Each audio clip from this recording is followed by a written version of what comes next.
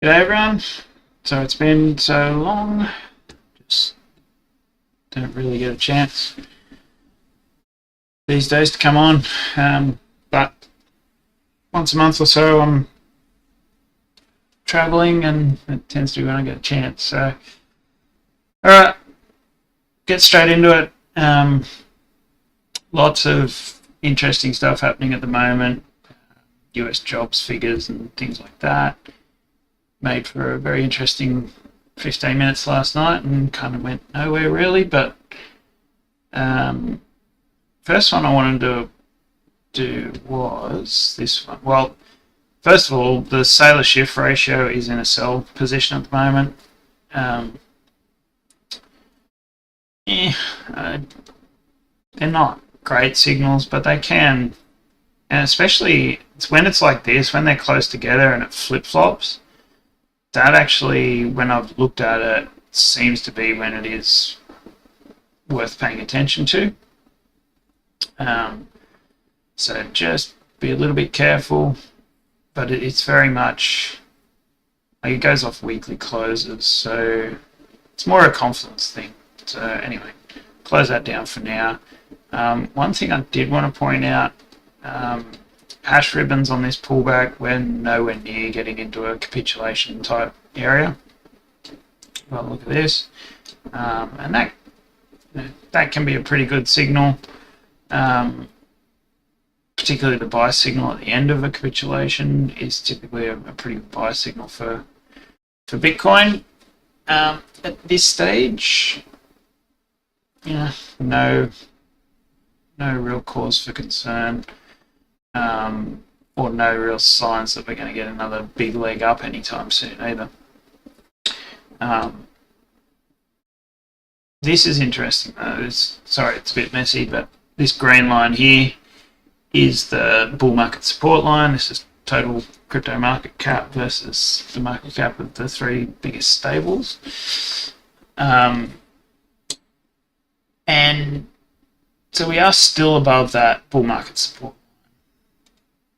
I think we will get a run down, and there is a trend line that just goes through the top of these peaks here that may provide some support right in that sort of area as well. But it's worth noting that we have sort of broken down what is effectively a head and shoulders here, and that's just one of many head and shoulders on a range of different indicators. At the moment though, it's doing the same sort of thing it was doing around here, around the 200 EMA, so it could be days until we actually get a resolution. I actually think this weekend might be a little quiet, but there is potential for some decent moves, so we'll have to just wait and see what price action gives us. But if you measure out that measured move there, it brings you way back down into here, which is a vector candle recovery in that area, and that previous sort of channel that we had there, it's going to be about the top of that channel. I do expect it, if we get into there, which we may not, like this area, there's a lot of confluence, support confluence around here. If we do get into there, I would expect a bounce. Will that be the bottom? I'm not sure at the moment, but might be close. So back to Bitcoin itself. On the daily, momentum is to the upside on the daily. Volume's pretty low at the moment. I think we're still in accumulation at the moment. It's not no one's really putting massive buys in or anything like that. I want to see these sort of volumes before we start expecting a bounce. Typically you get the higher volumes at a peak or at a low point, and it's the bigger volumes are the institutions coming in and buying up the dip basically. So at the moment this is very much a retail washout, at least that's what it looks like. Ethereum, Ethereum's holding pretty good. I did expect Ethereum to at least come down to 4,000. I actually expected it to come more into the 3,800 sort of level, which would be support from this. But at the moment, it's still got 50 EMA on the daily to contend with. So 4,000 is potentially a bottom for ETH before another push up. Little concern that like the 3,800 is the volume node. That's kind of another reason why I thought that. We haven't really confirmed back above the, I think that's the 13 EMA there. That's my settings. Why isn't that showing?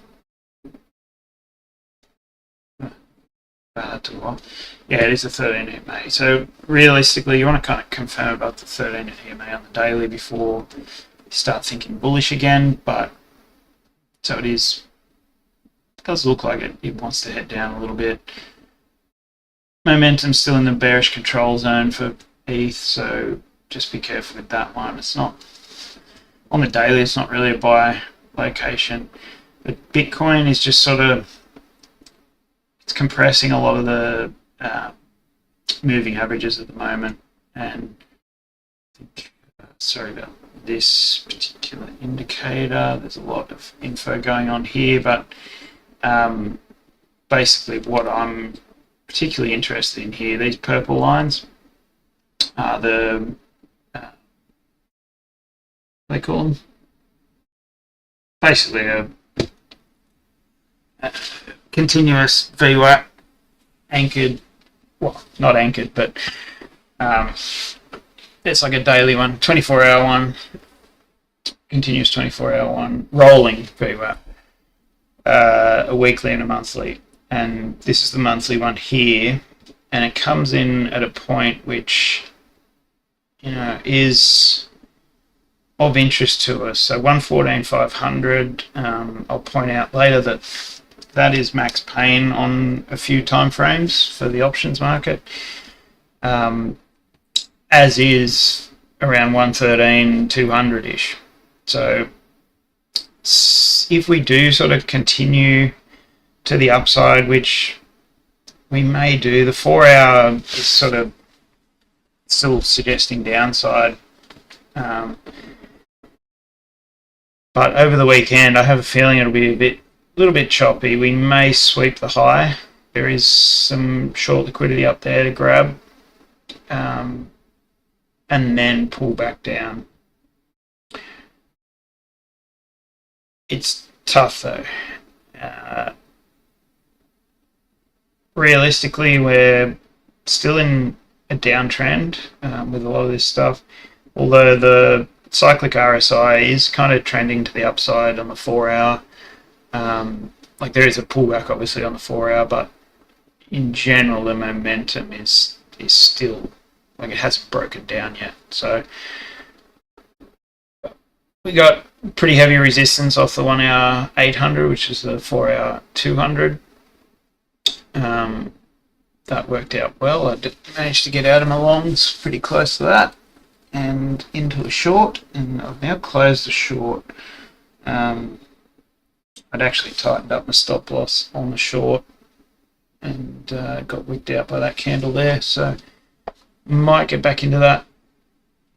But at the moment, there's no real conviction in either direction from what I can see here. It's kind of 1-hour cyclic RSI is actually putting in a bit of bullish divergence where the 4-hour is actually pulling back. So, and it's pulling back off a bearish divergence too. So, you know, it's kind of, it's pointing towards a tough read for the weekend, I think. Have a quick look at Sol as well.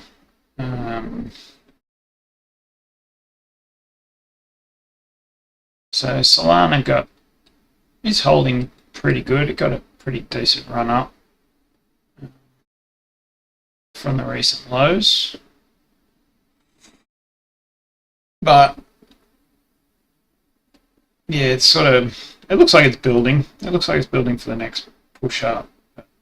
Not 100% sure on that. It's actually the 4 hours starting to trend down. But if it turns around, if the cyclic or even the normal RSI turns around at this point and moves to the upside, another push to the upside is quite likely. That was an interesting vector resistance zone, that one.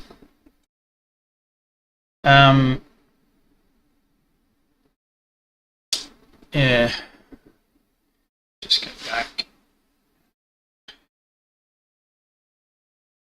So on the daily, Sol looks okay still. Momentum is coming to the downside though, and we are out of the bullish control zone, so you kind of would expect that to pull back a bit. 50 EMA there is not a bad level. Probably over the next couple of days, it might be around 190. You'll hear a lot of people calling for a bubble, like we're in a bubble, we're in a bubble. Yes, we are in a bubble, but the fact that everyone's talking about it and worried about it, that's not when bubbles pop, typically. Typically, bubbles pop when everybody's just all in because they've just got FOMO and the markets are running and they're like, yeah, can't miss out on this. And look, retail is kind of all in at the moment. Retail is very much controlling the market. It is not institutions that are really driving the price at the moment. Institutions are moving money around by the look of it. There's a lot of rotation going on, which is why I think we do still have another decent run up. And yeah, it's going to be an interesting one. If it happens, like it doesn't have to happen. This could actually be the topping formation. Unlikely for a big crash, a bubble pop. It just doesn't normally work that way. And earnings have still been okay. Typically, when earnings are still okay, the market will still keep going. And the market isn't the economy is not the market. The economy is around the world. The economies are screwed at the moment, and there is a housing issue, a construction starts issue in the US, which is starting to show itself, and I think the US government is quite worried about it, and that's why they've switched focus to unemployment now. The narrative has switched. Inflation is still happening, and it's going to get worse if they reduce rates, but what they're staring at with unemployment and housing issues and stuff, they're going to try and cut rates to support that part of the economy, and it's probably not going to work. It's too little too late. Everyone was basically sucking the teat of low rates for too long. Too many businesses that are just ghost businesses, not actually making any money. But as I said, probably another leg up. I don't think it starts now. I don't think this will be the breakout.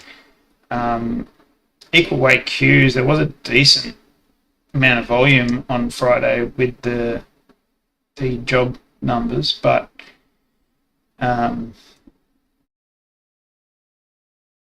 the fact that the equal weight Qs is up there and the normal NASDAQ hasn't actually gotten back up to this level yet is actually a bullish sign for me. And it just shows you that rotation too. Like, it's moving into the smaller cap businesses within the indices. So the big guys, that's what they're doing. Retail are just gambling on the indexes. The big guys are actually moving money into individual businesses, I think. And ones that haven't really had the run, because the majority of the run has been from the top 10 stocks. This is obviously the Mag 7, but same thing. The top 10 stocks they've been doing that, and they've accounted for 80% of the gains on the S&P 500. So this is where the rotation is happening. You're getting some pretty decent run up in some of the other companies. So enough babbling. Still struggling at this level here on equal weight SPY. Yeah, it's not much of a read there, to be honest. Pretty big volume. I would expect that is potentially a sell, but yeah, I kind of expect more chop, potentially a bit more of a retrace before we actually move up again. But this is a pullback in time. Because of the rotation, it looks like a pullback in time. It's not just a mass sell-off of everything. That's why we're kind of going sideways rather than down. And I have a feeling that's why we're going to go up some stage, probably second half of September. We might find a bottom and start to go. Yeah, at the moment, IWM recovered this vector here. That was sort of the last vector it had on it.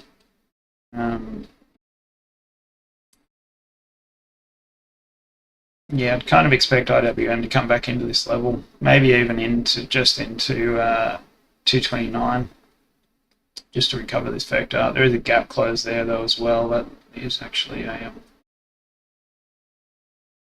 and right at the bottom of that channel that we've got there. So we'll see. Why isn't that working? There we go. So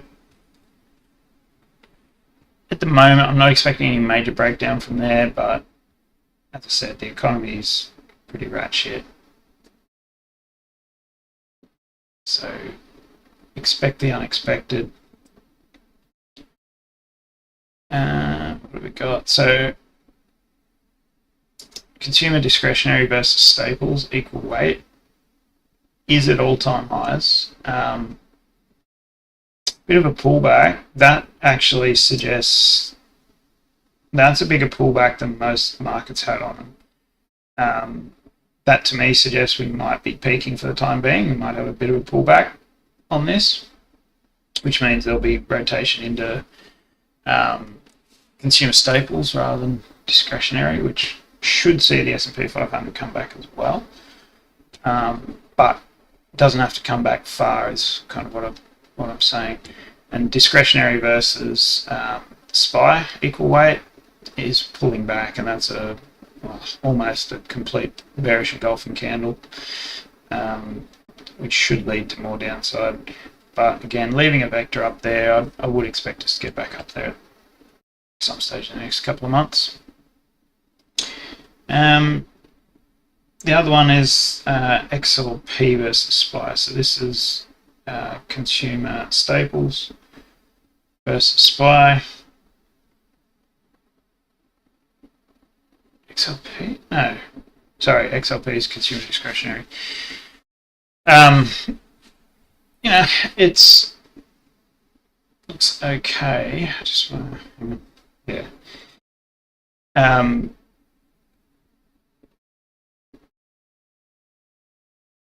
Kind of looks like a bottoming formation is what I'm thinking. When that starts to go up, staples versus SPY, typically SPY is coming down pretty hard. Like a decent pullback anyway. But the fact that we're double bottoming around here too, like if this is a double bottom, that could get nasty. Like it could be that we're at the peak of the market. Like things are so different to what they've been in previous drops, but there's a lot of similarities that this could just be what it's going to look like this time. You get a double bottom on this, like that drop there was like a 20+% drop on the market. If you measure this out, that could measure out to be a 40% drop on the market. So just be a little bit careful of that.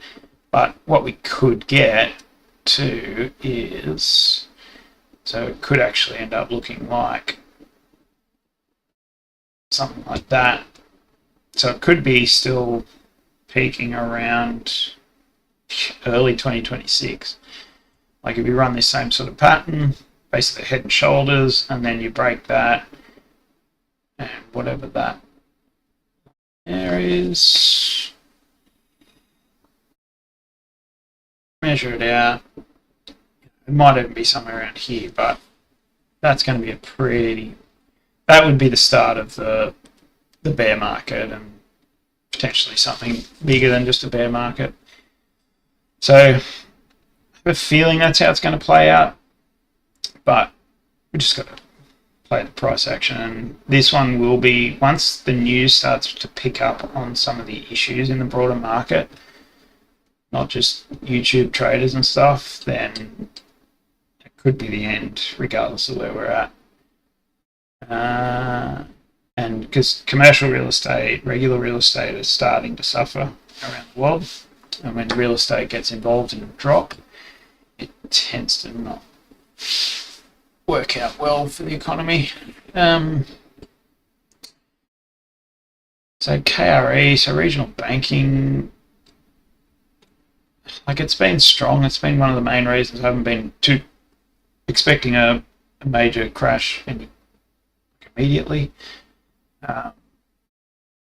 Potentially still a move up into 72 to come as well. But again, like you'd be following the same sort of pattern, which you tend to do. Like your period is sort of like this. So we could get another run up. Start of October. End of September, start of October, we may actually find a local bottom on the market. At least it's hard to short a dull market though. Most of these markets are dull. They're just sort of grinding up. Try and short those markets and they'll just keep squeezing. And the way the 0-day expiry options are controlling the market at the moment is just ridiculous. That is a big drop on financials. So that's a bit of a warning sign that there is potentially a drop on the way. Again, probably not the end of the world yet. There's a lot of stuff that's got to get through, and typically when you do see a market crash, you will see it first drop, and you'll see a move up. Won't necessarily get as high, and then it'll pull back. So still plenty of opportunities either way. ITB, so this is an interesting one. So home construction, it's been moving up on the back of the theory that interest rates are going to come down, and that's going to drive interest in the house market and home construction and stuff like that. I can tell you now that's not what I'm expecting. If you look at construction data and how much is being spent on construction in the commercial space, typically the way it's turning down at the moment is that happens before an economic crash, and that's kind of likely to occur this time as well. It's just timing wise. So the way this is going, earnings in the market, bullishness around the housing market still, on the assumption that the rates are going to make a difference. I'm leaning towards the market will probably pull back a little bit, just a bit of a correction in the next couple of weeks, but then we'll have another bounce. It's when this is going to be up in making new all-time highs. If it does, then we've got to start to pay attention, I think, because it might be a bit sketchy after that. So again, another home builders ETF. It's effectively a breakout, like that channel's done.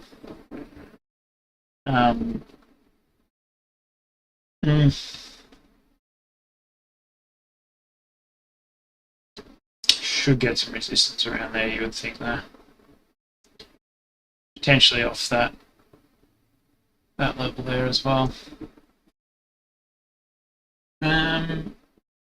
Semis, bit of a breakout. This is kind of looking like a gigantic wyckoff. Probably an accumulation. Again, little pullback into here would not hurt. Maybe into the 200 even. I would expect support there. That'd be about 12%, 13%. That's not bad. The other thing is global liquidity is still sort of grinding up in general. We haven't seen a major breakdown of that yet. Depending on where you draw this trend line. Yeah, we could. It seems to be giving resistance at the moment though, so be a little bit careful if global liquidity drops, which if China's going to keep pumping money in and the US is dropping interest rates, it's probably going to keep grinding up. So it should be okay, but just be wary of that because a big drop off in global liquidity can lead to a big drop off in the market. DJI gold is still showing signs of bearishness. Like, this is not a pretty chart, really. It may bounce a little bit just into this level here and as a retest of that level. But at the moment, it just looks like it wants to continue to the downside. So that's typically a bad sign for markets. Same with this one. Again, trend line break, not as strong as a horizontal line break. And that should be a pretty decent support level there, but again, it's not looking great. Like, you look at this, in general, when Dow Jones Transport is going down, the economy is not in a great way. So, yeah, just got to be aware of that.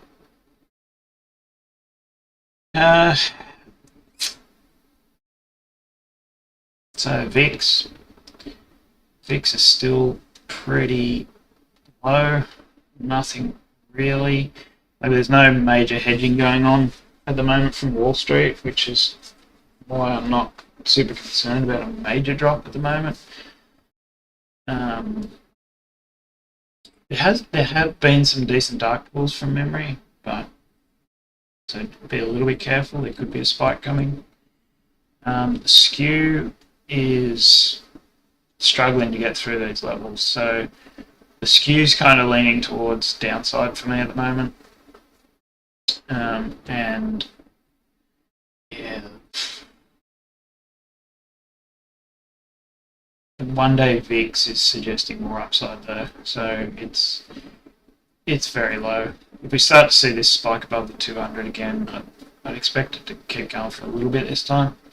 Sort of one of these sort of spikes, not necessarily a major one like that. But if we're hitting that sort of 30 level, I think that would be a pretty good level for a some take profit on a short. I'll actually put an alert on that. It's crossing.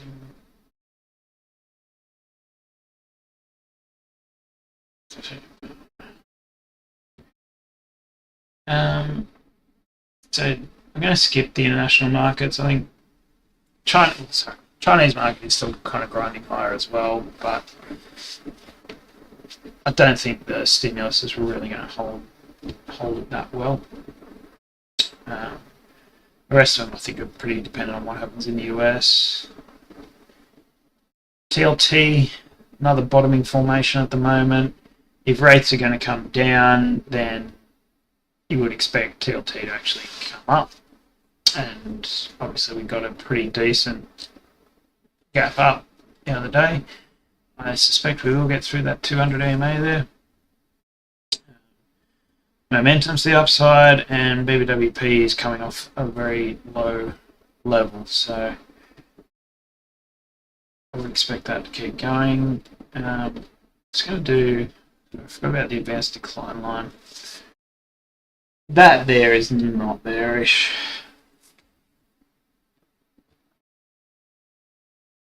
Really, for the market to pull back, I would expect this to actually come back down like that, you kind of want to see it crossing a few times. Yeah, that right there is not bearish.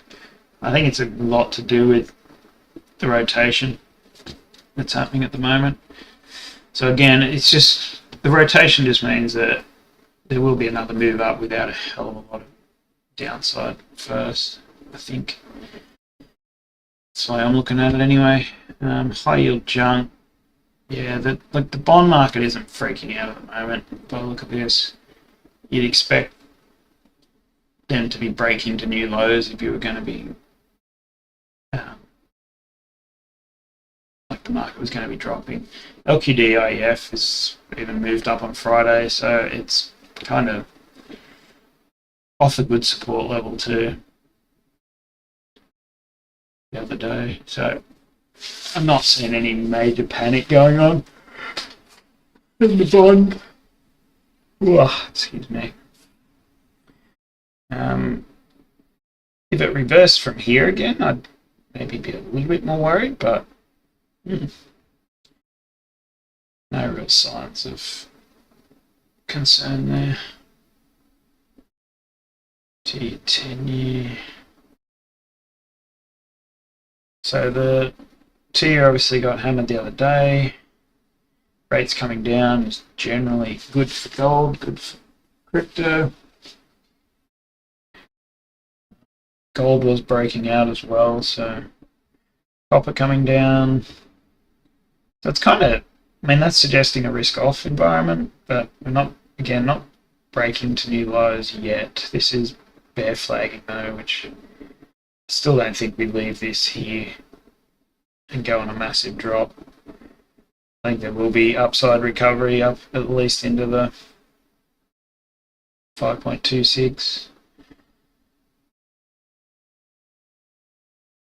Timing it will be interesting though. So metals in general are going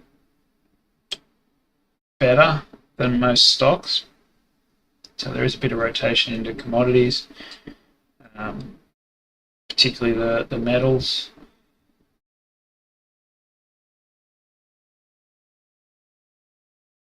Gold has been the star though.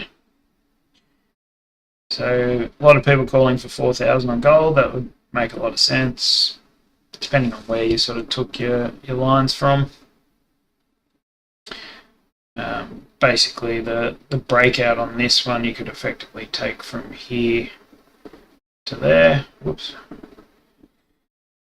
And if we did the breakout on this one as well, you're getting into the bit over 4,000.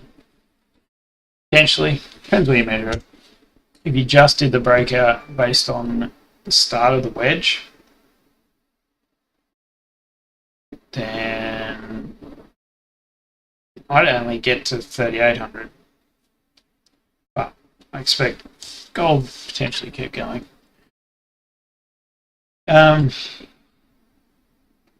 Silver, gold versus silver. Sorry, silver versus gold. Silver is still trending up compared to gold, so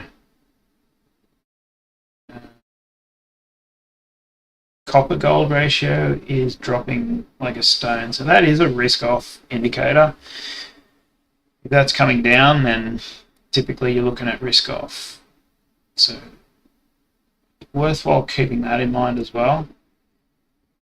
Based on everything else, there's not many other signals that are risk off, but we're starting to see the cracks forming. Silver's going pretty good.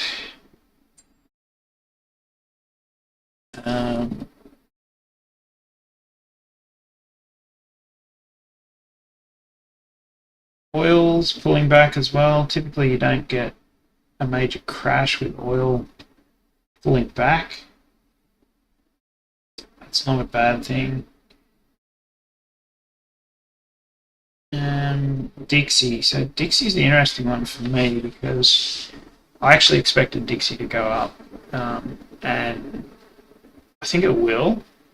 We might just get a little bit more of a pullback first, But this vector candle recovery here, in particular, up into that 99.5, I think that the move into there will probably see us find a new bottom on crypto and stocks. If we're recovering this vector here into that 99.5, and maybe even hitting a 200 EMA,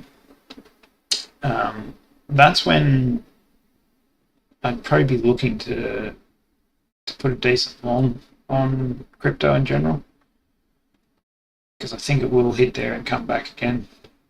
That'll be the catalyst for the market to move up on the next start of the next leg up. Yeah, it's kind of flat against everything else. It's just euro, I think.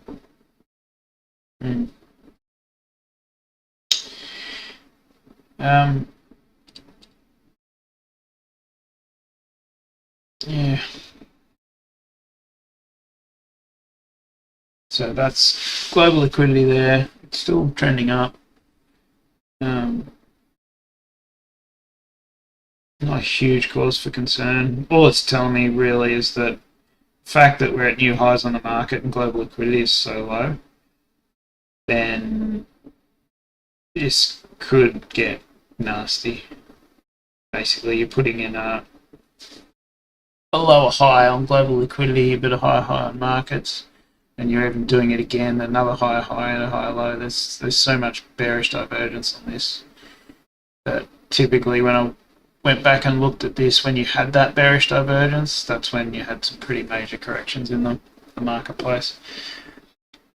So it's coming, it's just can't really use that chart to time it, that's all. I'm not going to worry about individual stocks. One interesting thing for me is the car makers have been doing okay. Stellantis still sucks ass, but I don't think they're a very good company, to be honest. So they missed on their last earnings too. Man, my computer is... Oh, wow.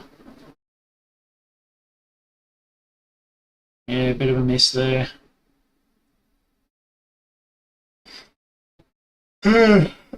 So some of them are starting to miss, and it's the ones like retail and consumer spending that seem to be the ones that are missing.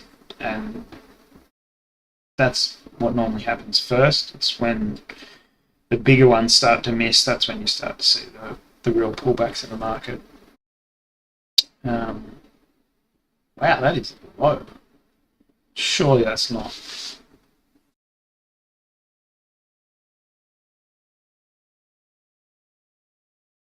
ETH BTC longs. Oh, people longing ETH versus BTC. Yeah, I don't know. That's a great chart at the moment. ETH USD longs. So people have gone pretty long on this pullback. There was a lot of profit taking on the run up of ETH, and yeah, at the moment looks like they're starting to go long again. So people are still building positions. I do expect that to continue. It is the same on Bitcoin as well. Sorry, yeah. As I've said previously, once we start getting the momentum of this BTC USD longs to the upside, you tend to see continued downside until we break back down below. So just be aware of that. We've started one of these long periods now. When that pulls back down, it's going to be a pretty decent sign that we might have found the bottom on this pullback. Okay, one to watch. Just going to quickly go through these. So this is a great little chart from CoinGlass. Don't really need the circles, but so it's got sort of the liquidity levels here, the footprint. It's got a whole heap of stuff in this one chart, but I like looking at what the orders are around price. So we do have some pretty decent orders below, and it looks like it wants to head that way at the moment.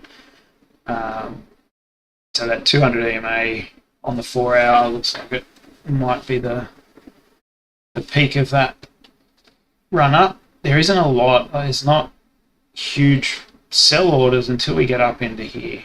And even then, it's not massive compared to what we were getting around the top. We were getting over 1,000 BTC orders, or order blocks anyway.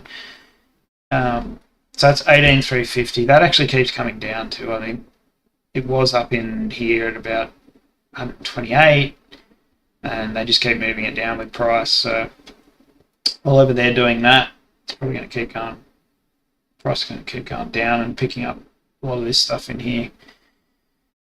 So a lot of decent levels here, a lot of 200, 300 sort of levels. So I think that's going to be a target. And these guys here might get lucky, might get into the 98 to 98, potentially even 96 sort of area. This one here is interesting. I looked at this previously. Someone's just got orders in every $1,000 or so, I think it is. Yeah, roughly every $1,000. Similar size orders on each of them. So I don't know if we'll get down that far. It is possible based on a few things I've looked at, but like even just the measured move, I didn't even show that, did I?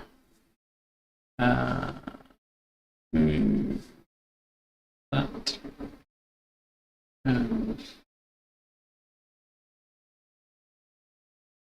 So on BTC, if you measure out, if you assume that this is a head and shoulders or even just a double top kind of thing, basically take the top to the neckline, and we broke that neckline, we came up, we retested it, fell away, we've retested again, and we're falling away again by the look of it. So got to get rid of the bulls out of the market. They're still kind of in there. I did, like, coming up here and hitting this trend line around 114, 200, it would make a lot of sense. There is a chunk of liquidity there, but at this stage, there's just the large orders don't seem to be coming in for it. But so if we measure that out, which doesn't always come true with Bitcoin, you're potentially down into the 100k level, which would be vector candle recovery, back down into the middle of this sort of range here. You know, it's even a good support level really. Off the close, there was a rejection from a similar level there, 102. Reversal there at that level. Yeah. Probably less likely now to get into that 96, which is the volume node here. But you never know. So just need to play it as it lies, I guess, for the golfers out there. And at the moment, the weekend's kind of hard to pick, but still expecting a bit more of a pullback and then a bounce. And typically you get that bounce when the government step in or the Fed steps in, so, oh, well, we can see the issue, we're lowering rates or blah, blah, blah. That's when you'll get that bounce. And I don't think we'll leave this big vector candle sitting up here. So, yeah, back into this one. So cumulative volume delta is actually putting in a, well, it looked like it was a higher low here as well. It looked like we were actually going to turn around on price action and actually continue from here. There was some bullish divergence and stuff on a few different indicators, but at the moment it looks like it's going for the liquidity, which is a little bit at 110, 600. Whether that's going to be enough, we'll have to wait and see. But at this stage, if you just look at the large orders, you would expect price to move to where people want to transact, and right now that is sitting in right around 108, 108 and a half. There's a lot of decent size orders in there, but there's plenty before we get there too. So again, probably choppy over the weekend. It's either that or we'll just get a flush of these, because there is the other thing here is 106, big liquidity at 106. It's now, over the last 3 months, that's easily the biggest, nearly $1 billion worth of long liquidity at a number of levels. So just be mindful of that. There isn't a lot above, like there is, but we don't have to go and get that yet. That'll be for the next bounce. It concerns me that there isn't much above that either. That's why I have a funny feeling we may not go to an all-time high, but it just depends how frothy the market gets on that final leg up. We should go into a blow-off top if there's going to be a big crash, but it's hard to tell. People are pretty bullish through here too, so. But yeah, I think easily into that 106. And it may find that is enough. There is sort of a trend line running through here that would come in just below that. We just have to wait and see. It's not where the large orders are. They finish at about 108. There's a little bit of 106, 107. And there's a decent amount of grass, I would say, there. But at this particular point in time, and it changes as price moves too, people come in and they put more orders below. But at this particular point in time, the target's pretty well 108 and a half. Same with this. So spot CBD, it is holding. That's kind of the thing that's throwing me a little bit at the moment. When spot doesn't make a new low as you're rolling over, it's sort of, and it might just be lagging at the moment, but typically I'm a little bit wary about going short if spot CBD is not finding sort of a break of a trend.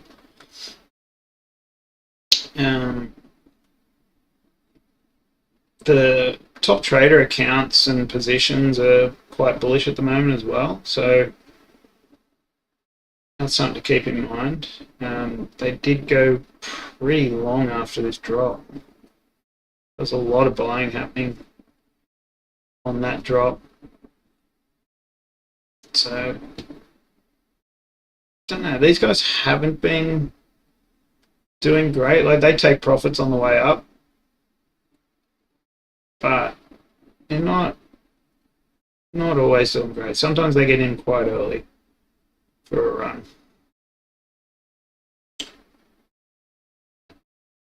Yeah, at the moment, I think max pain too, so that's what I was going to talk about. So for the shorts, max pain for the month is 114. And then as you come back, sort of 113.8, and keep in mind the long max pain as well. 107, 106. 106 is a pretty good level, I think. 113.8 again, 109 for the longs. You can see these change a little bit depending on the time frame you're looking at in terms of the expiry time frame. So 113.8 for the shorts would take out most of them. I think 114, it just seems like a better one, for want of a better word. Yeah, I think I would kind of expect these two numbers to be hit within the next week. potentially sooner rather than later. So yeah, for the time being, I'll probably be looking towards recovery of this first before we go up here, and I'll be looking for a bottom somewhere in this region here. I think there's enough liquidity here that it could just keep slipping. Once it hits this stuff, it could actually get a bit of a flash crash into here, and then I would expect it to move back up. Deal with that when we come to it. Alright, that'll do. I'll catch us probably in another month, but if you want to follow my thinkings, I post in the Datapedia Discord pretty much daily. If you want to ask any questions, you can go in there and ask them as well. The link's in the description. I'll catch you later.